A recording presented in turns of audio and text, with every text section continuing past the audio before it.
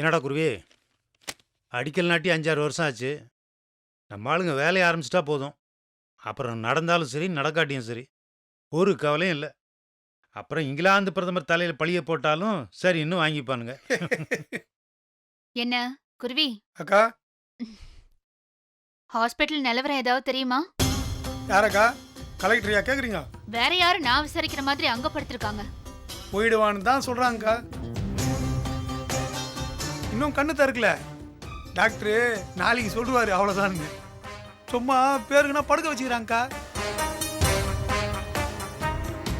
பாத்தியாம்மா, நம்மளால செய்ய முடியாத ஆண்டவர் செஞ்சுட்டார்.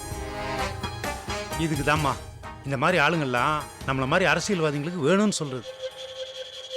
சத்தமே இல்லாம காரியத்தை முடிச்சிட்டார் பாத்தியா? என்னதான் அவ எனக்கு எதிரியா இருந்தாலும் சாக போறான்னு நினைக்கும் போது கொஞ்சம் கஷ்டமா தான் இருக்கு. மலர், என்னையா அங்க அவ போறன்னதும் இந்த பொண்டாட்டி ஞாபகம் வந்துருச்சா? எந்திரா. ஏய், ஏய், ஏய், உன்னை நீ கொல்லாம விட மாட்டோம். என்ன தைரியம் தான் பண்ணிருக்க?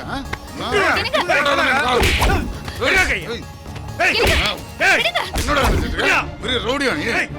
என்ன பண்றீங்க நீங்க? விடுங்க அவரை. சொல்றேன்ல. எனக்கு வேண்டாங்க. மனுஷன் கொன்றுவோம் உன்னை. சும்மா நிறுத்துங்க.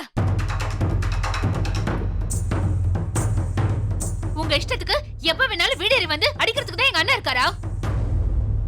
இத்தனை வருஷம் அவர் இல்லைன்னா நீங்க இல்ல. அத மறந்துட்டு நன்றி கடத்தனமா அவர் மேலே கை வைக்கிறீங்க. ஏய், நிறுத்துறி. இத்தனை வருஷமா இந்த ஆளை உயிரோடு விட்டு வச்சது தப்பு. இவன் இல்லைன்னா நீ உருப்பிட்டு பிரபா உருப்பிட்டு இருப்பான். அங்க ஒருத்தி ஆஸ்பத்திரியில கண்ணு முழிக்காம படுத்துட்டு இருக்கா. அவ எனக்கு எவ்வளவு முக்கியம்னு உங்க 2 பேருக்கும் நல்லா தெரியும். அவளை இப்படி படுக்க வச்சதுல உங்களுக்கு என்ன பங்கு இருக்குன்னு எனக்கு நல்லா தெரியும்.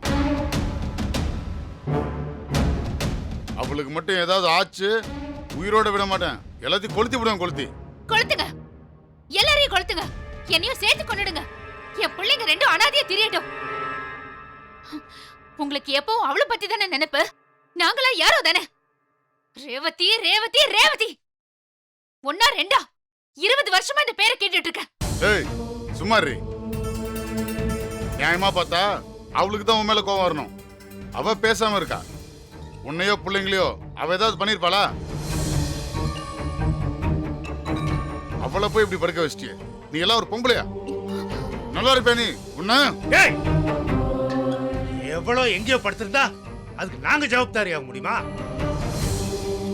கம்ப்ளைண்ட் கொடு. எவன் இடிச்சானா அவனை போய் இப்படி. ஏய், தெரியும். ரேவதியை கொல்ல பார்த்தது அந்த ஆண்டவனும் அவன் தம்பியும் தான் எனக்கு தெரியும். அது கூட நின்னது நீங்க 2 பேரும் தானே நல்லா தெரியும். ரேவதி கண்ணை திறக்கல, அவளுக்கு ஏதாவது ஆச்சு, நான் சொன்னதை செஞ்சிருவேன். அதுக்கப்புறம் எது நடந்தாலும் பரவாயில்ல. இந்த ஆண்டவனை காப்பாத்துறதுக்கு அந்த ஆண்டவனாலே முடியாது. அப்புறம் உன்னையும் உன் தங்கச்சி விட்டு வைப்பேன் நினைக்கிறியா? இதுல எனக்கு எந்த சென்டிமெண்ட்டும் கிடையாது. போட்டு போயிட்டே இருப்பேன். ரேவதிக்கு அப்புறம் தான் நீங்க எல்லாமே.